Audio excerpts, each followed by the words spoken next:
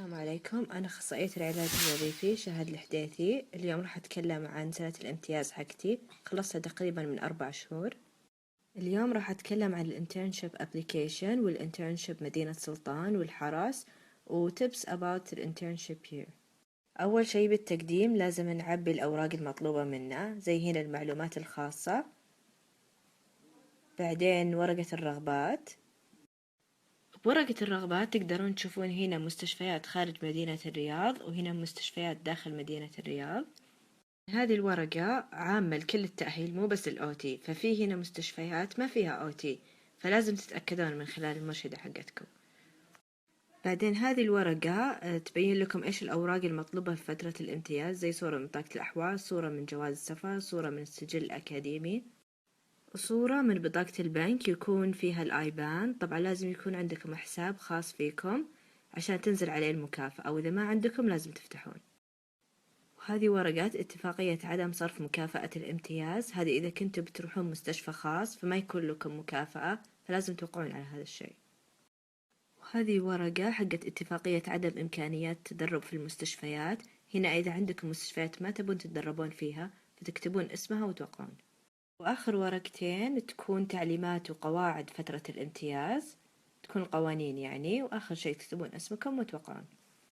بعدين المستشفيات راح يعطونكم ورقة تحاليل، بعض المستشفيات يشترطون انكم تسوونها بنفس المستشفى، بعضهم لا عادي مستشفى ثاني. بعد كذا راح ينادونكم على الانترفيو، راح نتكلم عن الانترفيوز بشكل مفصل بعدين. غالبا المستشفيات راح يسألونكم عن الاريز المهتمين فيها وتبونها، سواء بالانترفيو أو أول يوم دوام لكم، فاحرصوا على أنكم تختارون شيء المهتمين فيه صدق. الحين راح أتكلم لكم عن أول روتيشن لي، كانت مدينة سلطان بن عبد العزيز للخدمات الإنسانية، هو عبارة عن مستشفى تأهيل فقط. طبعا لازم كل الانترفيوز إن السي في حقتكم تكون معكم لأنهم راح يسألون عنها.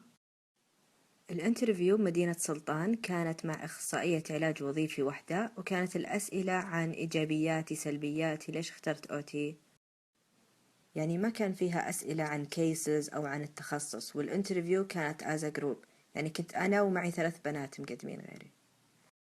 الارياز مدينة سلطان كانت ستروك جنرال ريهاب يونت، هذه يونت فيها كيسز مختلفة، وكان في traumatic brain injury، spinal cord injuries، amputation، women's health، outpatients، وpediatrics، في inpatient وفي outpatients.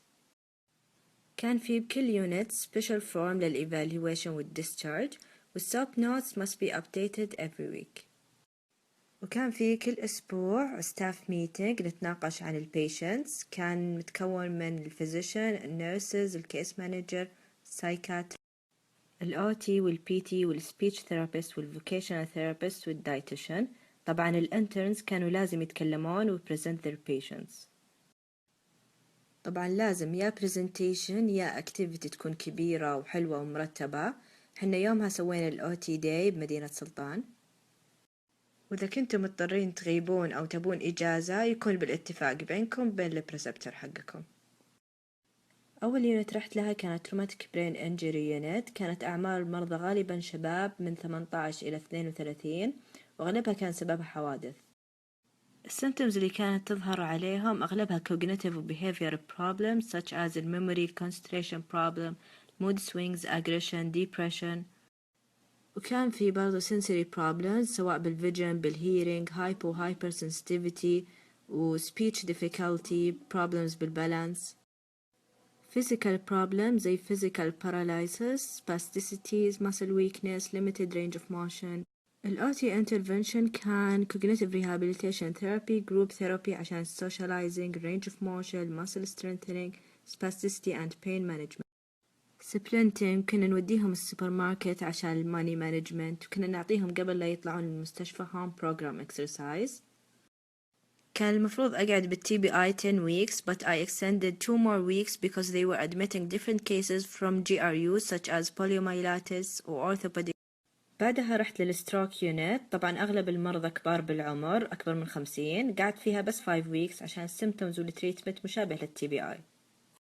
زي ما قلت لكم السيمتومز تكون مشابهة للتي بي آي، بس يكون في weakness أو numbness في الفيس arm or leg on one side of the body.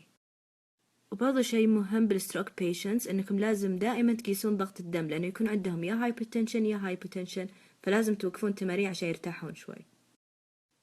برضو الانترفنشن يكون مشابه للتي بي اي اللي هو cognitive range of motion muscle strengthening spasticity pain management splinting. بعدها رحت للبيدياتريك inpatients unit، قعدت فيها 7 أسابيع، وكانت أعمار المرضى تقريبا من 3 إلى 9 سنوات. كل الكيسز اللي شفتها هناك كانت cerebral palsy. ال OT intervention كان rolling sitting exercises اللي هي حقت milestones، strengthening of the hand and trunk muscles, improve the balance, preschool activities, ADLs exercises, parent education, money management by taking them to the supermarket. الروتيشن الثانية حقتي كانت مستشفى الحرس اللي هو مدينة الملك عبد العزيز الطبية ومستشفى الملك عبد الله التخصصي للأطفال. الانترفيو كانت مع 2 من أخصائيين العلاج الوظيفي بالمستشفى وواحدة من اللجنة التعليمية، والأسئلة كانت عن إيجابيات سلبيات تخصص، وبرضه كان في أسئلة عن different cases، بس أكثر شيء كانوا يسألون عن spinal cord والstroke. الareas كانت ICU, burns, acute neuro, neuro rehab unit, outpatient, orthopedics, pediatrics. في inpatient في outpatients.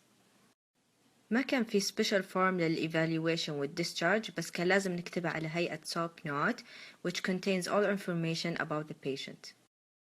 طبعا SOAP notes must be done every day after each session, with staff meeting each week in some units. طبعا an activity is required. حنا يومها سوينا instruction booklet about the internship بالحرس، وفي 5 days vacation agreed by your preceptor والsupervisor. أول area لي بالحرس كانت acute neuro، قعدت فيها 2 شهرين. most cases were stroke، بس في cases ثانية زي systemic lupus، Guillain-Barré syndrome. ال OT intervention كان bed mobility و transfer exercises, range of motion, strengthening, ADL, splinting, equipment prescription, caregiver education. بعدها رحت للبيدياتريك inpatients in King عبدالله Specialized Children Hospital. هو مبنى مفصول عن مدينة الملك عبد العزيز الطبية، بس كلهم تبع الحرس. قعدت بهذه اليونت 2 شهرين، وأغلب الكيسز اللي كانت تمسكهم البريسبتور حقتي كانوا separated twins اللي هم التوينز بعد ما يفصلونهم. OT intervention كان rolling sitting exercises, strengthening of trunk and hand muscles, improve the balance, preschool activities, ADL, splinting, parents education. آخر يونت رحت لها اللي هي البيرنز، قعدت فيها 2 شهرين، وكان في كيسز غير البيرنز زي الامبيوتيشن نسوي لهم stump care، وبوست سيرجري كيسز نسوي لهم scar management. symptoms اللي كنا نشوفها بالبيرنز كان بعضها formation of scars و contractures و other deformities, depression, range of motion limitation, muscle weakness، وبعضهم يكون في sensory loss. ال OT intervention يكون scar management, splinting, range of motion, muscle strengthening exercises و caregiver education. آخر شيء tips about the internship year. طبعا لازم دايما تكونون على الوقت سواء للانترفيو أو أول يوم دوام. غالبا وقت الدوام يكون من 8 إلى 5. طبعا دايم لازم تقرون و keep updated في اليونت اللي انتو فيها، و always dress appropriately professionally اللي هو scrub و lab coat. Try to minimize your absence as much as possible، وإذا كنتوا تعبانين عادي جيبوا sick leave. بعض المستشفيات تتطلب sick leave بالمستشفى حكومي، بعضها عادي. شكرا لاستماعكم، وإذا في أي سؤال أنا راح أكون موجودة هنا لمدة 2 ساعة.